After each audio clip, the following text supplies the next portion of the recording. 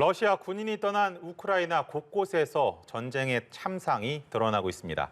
부차 등 일부 지역에서 민간인 시신 수백 구가 발견이 됐는데요. 국제사회의 분노 속에 러시아의 책임을 물어야 한다는 목소리가 커지고 있습니다. 그 가능성이 어느 정도인지 오늘 이 시간 전문가와 함께 자세히 살펴보겠습니다. 박노벽 한국외대 국제지역대학원 초빙 교수 나오셨습니다. 어서 오시죠. 네, 안녕하십니까. 반갑습니다.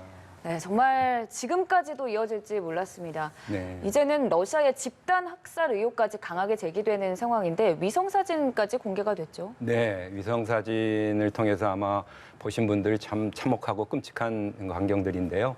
그 민간인이 그 흰 줄로 이렇게 끈에 뒤로 묶여서 뒤에서 총을 쏴서 살해가 된 경우라든가 엎드려서 살해된 경우 또 교회의 부지에 한 14m 정도 긴 도랑을 파서 거기에 사망하신 분들을 이리저리 그냥 내팽개친 그런 것들을 보면서 참 그 전쟁이라는 게 이제 물론 그 군사적인 목표를 통해서만 이게 진행이 돼야 하는데 이 민간인에 대한 이런 참혹한 그 행위를 했다는 자체가 참 아주 굉장히 규탄받아야 할 일이라고 생각합니다.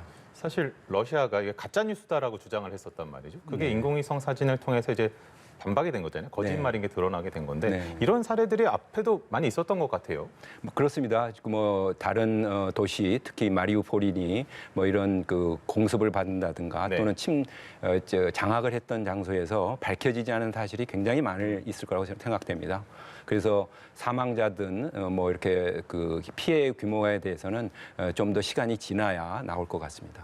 이 전쟁 초반에 푸틴 러시아 대통령이 민간인의 피해는 없을 것이다 말했던 것이 떠오르는데요. 네. 지금까지 피해 규모가 어느 정도인 겁니까? 네, 지금 부차시만 해도 벌써 한 420여 명 가까운 민간인이 사망된 걸로 나오고 네. 전체 우크라이나 전체로 보면은 유엔의 이제 기구가 있습니다. 그쪽에서 이제 신고를 받는데 대개 한 1,300명 정도 사망했다든가 한 1,900명 정도 부상을 당했다고 이렇게 신고는 받았는데 실제로 우크라이나 내부 문화 이런 데서 파악한 거는 최소 2,000명 이상. 그러니까 지금 이렇게 밝혀지지 않는 숫자들이 굉장히 많은 거고요. 또 이제 군인들은 더 말할 것도 없죠. 우크라이나 측은 10,000명 이상이 러시아군이 살상당했다 그러는데 자기들은 러시아는 500명. 또 우크라이나 군 쪽에서 한 2,3,000명 이렇게 사망했다. 이런 식의 이제 보도도 나오는데요. 아무래도 이제 피난민들에 대한 문제가 더 클 겁니다. 아마 그 사람들의 정신적인 충격이 굉장히 커서 지금 한 420만 정도가 지금 해외로 나갔고 네. 650만이 지금 우크라이나 내에서 이동을 했다는 거고요. 또 1,200만이 지금 갇혀 있어가지고 못 나가는. 그러니까 인구의 거의 절반이 지금 굉장히 어려움 내지는 고통을 받고 있는 겁니다. 네. 아무래도 이번 소식을 접한 시청자분들도 많이들 그러시겠지만 외신이나 외국 언론에서는 좀 독일의 나치 때의 일을 많이 얘기를 하더라고요. 네. 홀로코스트, 그러니까 제노사이드가 이번에 이런 만행이 제노사이드로 어떻게 좀 구분이 될 수 있을까요? 네. 규정상 어떻습니까? 이제 국제 형사재판소 이제 로마 규정이라는 데서 네. 그 정의를 하고 있습니다. 법적으로. 그래서 거기에는 한 4가지 범죄를 다루는데요. 지금 말씀하신 제노사이드, 집단 살해죄, 그다음에 반인도죄, 전쟁 범죄, 그다음에 침략 범죄 이렇게 나누는데 거기에 이제 제노사이드는 어떤 국민이든지 또는 이제 인종이든지 또는 그 종교 단체든지 이런 구성원들을 전체적으로 또는 일부라도 살해를 의도적으로 하든가 피해를 입힌 경우로 정의를 하고 있어서 상당히 그 부분에 대해서는 거기에 해당된다. 특히 지금 국제형사재판소 검사가 따 있습니다. 근데 그쪽에서 보기에는 그걸 더 넘어서서 전쟁 범죄라든가 반인도적인 범죄까지 다 해당된다. 이렇게 지금 보고 있습니다. 근데 어찌됐든 국제형사재판소에서 법적 절차를 본격적으로 밟으려면 네. 법적인 증거가 필요할 텐데 네. 확보하는데 조금 어려움이 있는 상황이죠. 네, 전쟁 중이라서 쉽지는 않은데 지금 보신 영상물이라든가 또는 증인들이라든가 이런 부분은 충분히 확보가 될 수 있을 것 같고요. 또 그런 부분은 또 미국 국방부 쪽에서도 상당히 지원을 해주고 있다고 그러니까 이제 ICC가 이제 그 가동만 된다면 그 증거 문제는 뭐 크게 뭐 러시아가 지금 반박을 한다고 그럽니다만은 그건 이제 밝혀질 수 있을 걸로 저희는 봅니다. 그러니까 좀 말씀해주신 대로 사실 이런 증거들, 사진들, 영상들, 또 네. 증언들 네. 이게 다 가짜 뉴스일 수가 없지 않겠습니까? 그렇죠. 이렇게 쏟아지고 있는 네. 상황에서 그 모두를 조작할 수도 없는 일이고 네. 이런 상황. 근데 사실 이게 ICC로 하더라도 재판장에 세우는 게 사실 강제성이 그렇죠. 없잖아요. 맞습니다. 그게 제일 문제인데요. 사실 그 국제형사재판소가 이제 설립이 돼서 100여 개국이 우리나라 포함해서 참여를 하고 있습니다. 네. 근데 이제 여기서 이제 그 개인을 이제 소출을 하려면 그 해당국이 그 당사자여야 됩니다. 근데 네. 지금 말씀하신 대로 러시아가 2016년에 탈퇴를 해버렸고요. 우크라이나는 이제 2014년에 그 이걸 이제 그 관할권을 받아들였어요. 그래서 이제 러시아가 그 당사국이 아니기 때문에 해당 국가의 이제 개인을 소추할 수 없는 거고, 단지 이제 예외적으로 그 유엔 안전보장 이사회 결의가 있어가지고 이제 침략 범죄다 하면은 이제 소추는 할 수 있습니다. 근데 이제 문제는 이제 안보리 상임이사국에 러시아가 있으니까 이게 이제 실현될 수는 있는 사항은 아니고요.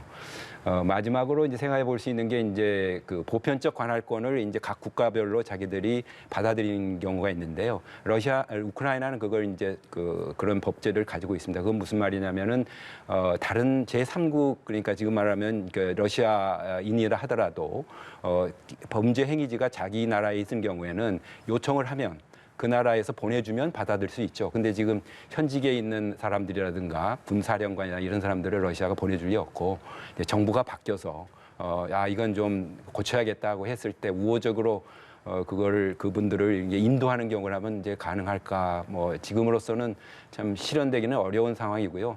단지 이제 특별 재판소를 만든다고도 하는데 그것도 역시 관할권 문제가 있을 거고요. 지금은 결국은 이제 국제사회의 여론, 또는 국제기구, 유엔 같은 데서의 규탄 뭐 이런 걸 해서 이제 정치적으로 압박을 가하는 거죠. 그런 단계를 좀 지나야 할 것 같습니다. 그럼 푸틴 대통령이 예를 들어서 지금 대통령인 상태로 다른 나라들을 방문을 하거나 네. 그랬을 때 좀 인도를 하거나 이럴 수도 있나요? 신병 인도를 하거나. 뭐 이론상은 가능합니다. 뭐 그런 사람이 있는데 그 나라에서 그렇게 그 러시아 국가 원수를 이렇게 보낸다든가 이런다는 게 현실적으로 그게 가능하지가 않겠죠. 퇴직 이후에 퇴직 이후나 뭐 민간인 신분이 됐을 때나 또 그래 또 그 해당 정부가 그래 자국 주권 국가는 이제 자기 자국민에 대해서 심판하는 경우지 다른 나라가 심판하기는 못하지 않습니까? 그런데 그 나라 정부가 딴 나라에 가서 처벌을 받아라 할 정도가 돼야 하니까 참 러시아가 많이 변해야겠죠. 그 정도 되려면. 어찌됐든 전방위적으로 서방에서는 압박을 가려고 하는 상황인데 네. 경제 제재는 계속해서 이루어지고 있는 상황에서 그렇습니다. 러시아가 맞불을 계속 놓고 있거든요. 네. 추가 제재에 대한 보도가 나오는 상황인데 네. 어찌 좀 이제는 실효성이 있을까요? 뭐 지금 뭐 제재 문제에 관해서는 상당히 러시아의 그 루블화 문제라든가 국내 은행들이 스와프 시스템에서 퇴출됐다든가 이런 그 정도로 강하게 지금 되고 있어서 아마 단기적으로는 상당히 어려움은 있는데요. 다른 한편으로는 이제 러시아가 이제 뭐 인도라든가 중국에 뭐 가스 뭐 에너지를 또 그 팔아가지고 들어오는 대금이 있어서 지금 좀 상황을 좀 봐야 할 것 같습니다. 어떤 정치적인 경제적인 이제 충격이 가게는 지금 있는데 또 러시아는 러시아대로 그걸 이제 벗어나기 위한 여러 가지 또 몸부림을 치고 있어서 그게 이제 어느 정도 효과가 있을지 좀 시간이 좀 지켜봐야 할 것 같고요. 매일 지금 이런 상황에 대해서 아마 국무부나 미국이나 EU 쪽에서는 이걸 지금 계속 더 추가적인 게 뭐가 있을까 하고 지금 검토하고 있다고 지금 알려지고 있습니다. 이 우문일 수도 있습니다만 네. 그 초기만 하더라도 네. 뭐 러시아가 바라는 게 있을 것이다. 뭐 미국과 직접 협상이라든지 뭐 이런 부분이라든지 어떤 그런 것이 있을 것이다라고 생각했는데 지금 이게 나오는 현상들을 보면 네. 참상들 민낯을 보면은 뭐 정말 좀 과격하게 얘기해서 인종 청소라고 할 정도로 네. 지금 그런 모습들이 나타나고 있는데 네. 이거를 통해서 러시아가 얻을 수 있는 거나 뭐 좀 전 세계적으로 메시지를 내고 싶은 거가 있다고 봐야 됩니까?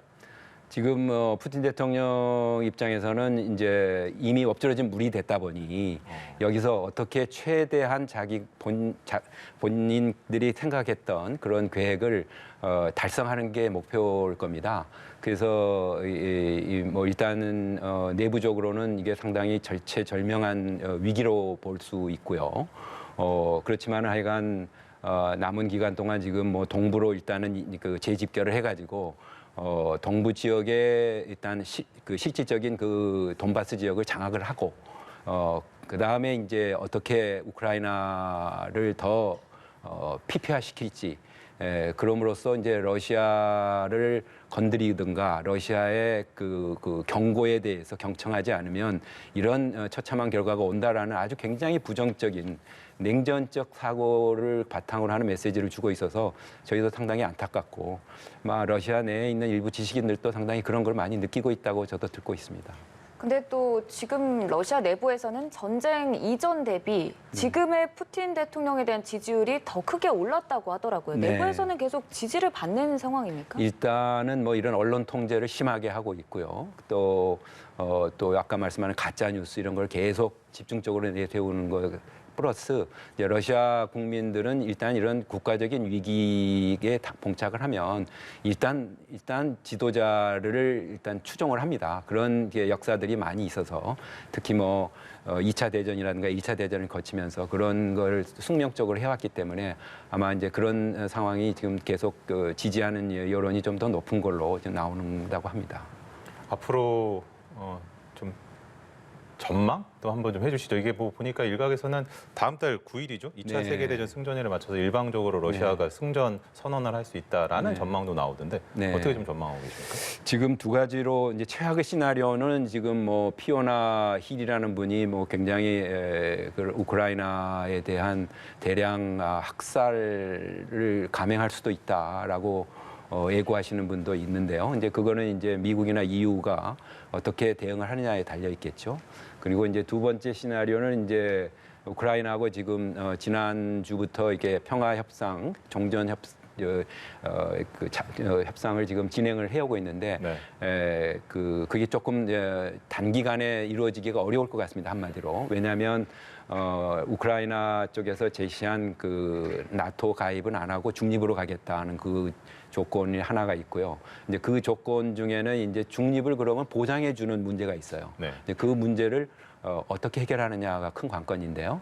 예를 들어서 그 유엔 안보리 이사국 5개국뿐만 아니고 뭐 독일이든지 카나다든지 뭐 이스라엘이든지 뭐 이런 나라들이 나토 회원국들이 또 이렇게 보증을 해주도록 그렇게 요청을 해서 크레므린이 지금 검토를 하고 있다고 그러는데 그 제3국 그러니까 그 미국이든지 이런 나라들이 그 보증을 할 수 있겠냐. 보증한다는 거는 결국은 러시아하고 이런 상황이 발생했을 때 이제 전쟁을 해야 하는 그런 이제 상황이 되기 때문에 이제 그런 데 대한 검토가 더 필요하다는 측면이 있고 더 심각한 거는 이제 영토 문제일 겁니다. 지금 크림을 병합해서 그걸 한 15년간 협의 기간을 두자라고 우크라이나가 했다고 그러는데 그걸 어떻게 받아들일지 플러스 지금 돈바스 지역은 이미 독립국가로 선언해 놓았는데 우크라이나 입장에서는 이제 국민들이 이렇게 희생하고 어려움을 통해서 지금 진행하고 있는 과정에서 그거를 양보했다라고 할 때는 그 제렌스키가 이제 버티기가 과연 정치적으로 가능할지 국민 투표를 과연 정말 붙여봐야 할 문제 같고요. 현재는 우크라이나 외무장관은 영토를 절대 국민의 산과 영토를 절대 양보할 수 없다라고 했기 때문에 이 평화 방식, 협정 방식도 시간이 좀 걸릴 것 같습니다. 그래서 안타깝게도 좀 이런 그 현장에서 이루어지는 그런 잔혹한 전쟁 행위가 좀 지속이 되지 않을까 하는 생각이 듭니다. 네, 정말 많은 어려움이 있겠지만 평화회담을 통해서 더 이상의 민간인 희생은 없기를 바라도록 하겠습니다. 지금 박노벽 한국외대 국제지역대학원 초빙 교수와 함께 우크라이나 사태에 대한 얘기 나눠봤습니다. 고맙습니다. 네, 감사합니다.